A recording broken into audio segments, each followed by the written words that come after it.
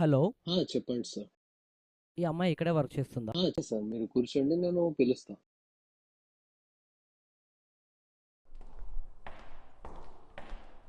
ఎవరొచ్చారు? సరే ma'am. Hi. Hi, this is Amar. Mounika చెప్పండి. అది మీ మొబైల్ ఇది మీకెక్కడ దొరికింది?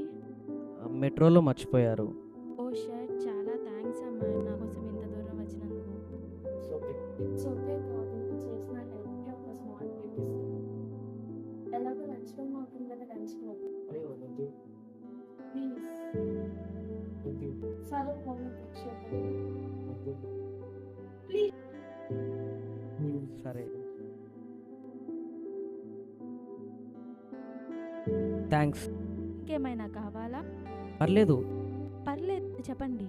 లేదు, థ్యాంక్స్. చాలా థ్యాంక్స్ మీ వర్క్ అంతా వదులుకొని నా మొబైల్ ఇవ్వడానికి వచ్చినందుకు. అవును, మీకు నా ఆఫీస్ అడ్రస్ ఎలా తెలుసు? అంటే వాల్పేపర్లో మీ ఫోటో, ఆఫీస్ ఐడి కార్డులో నేమ్ క్లియర్గా లేదని గ్యాలరీలో మీవి కొన్ని ఫొటోస్ చూసా. ఫోటోసా? సారీ, అన్ని ఫొటోస్ చూసారా? లేదు, కొన్ని ఫొటోసే చూసా. ఇట్స్ ఓకే, మీ ప్లేస్లో నేనున్నా అదే చేసేదాన్ని. మీరు చాలా లక్కీ.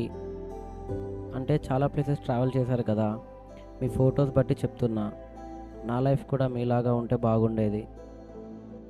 అదేముంది, ఏదో ఒక రోజు మీరు కూడా మీకు నచ్చిన వాళ్ళతో ట్రావెల్ చేయొచ్చు. ఎవరైనా ఉన్నారా మీకు నచ్చిన వాళ్ళు?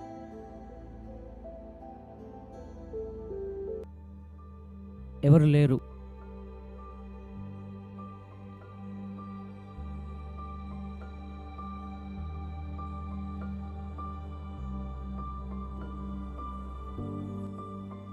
ఏమైంది? సారీ, ఏమైనా తప్పుగా మాట్లాడితే.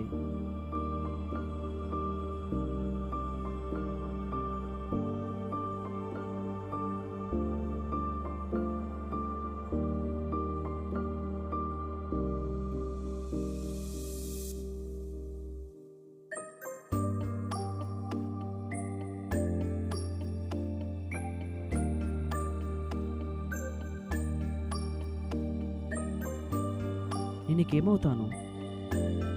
అయినా నాకెందుకు గుర్తులేదు ఇదంతా?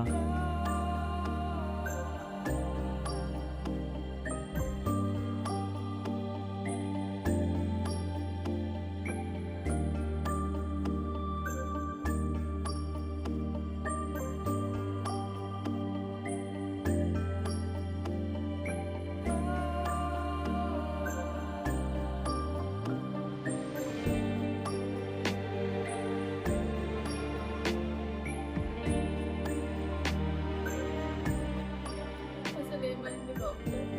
సో ఇప్పుడు పేషెంట్కి యాక్సిడెంట్ అవ్వడం వల్ల బ్రెయిన్ చాలా డ్యామేజ్ అయిపోయింది. ఆ డ్యామేజ్ అవ్వడం వల్ల ఏమైందంటే 3 years ముందు దాకా అంతా గుర్తుంటుంది, ఈ 3 years అనేది గుర్తుంది. నాకేం చేయాలో అర్థం అవ్వట్లేదు డాక్టర్. తన జీవితంలో ఇంపార్టెంట్ అయిన ప్రతి విషయం తనకి గుర్తుంది, కానీ నేనే తన ప్రపంచమైన నేను మాత్రం ఎందుకు గుర్తులేను డాక్టర్. మీరు అతన్ని ఫోర్స్ఫుల్గా గుర్తు చేసినట్టు చేసుకోండి. మీరు తనకి ఫొటోస్ లేకపోతే రివ్యూస్ అలా చూపించి గుర్తు చేసినట్టు ట్రై చేయండి. అయితే మనం ఏం చేయలేము డాక్టర్. బ్రెయిన్ ఉన్న దేవుని పైన నమ్మకం పెట్టుకోవాలి.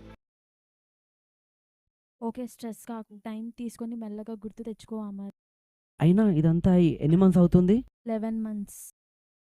11 మంత్స్ నుంచి ఇంత సఫర్ అవుతున్నావా?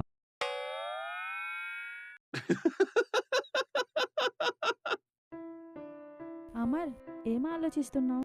మళ్ళీ నా గతం ఎలా గుర్తు వస్తుందో అని. ఏం కాదులే, ఏమైనా కానీ మనం ట్రై చేద్దాం. అసలు నా గతం గుర్తు రాకపోతే? నేనున్నా కదా, ఎంత కష్టం వచ్చినా నేను గుర్తు తెప్పిస్తా.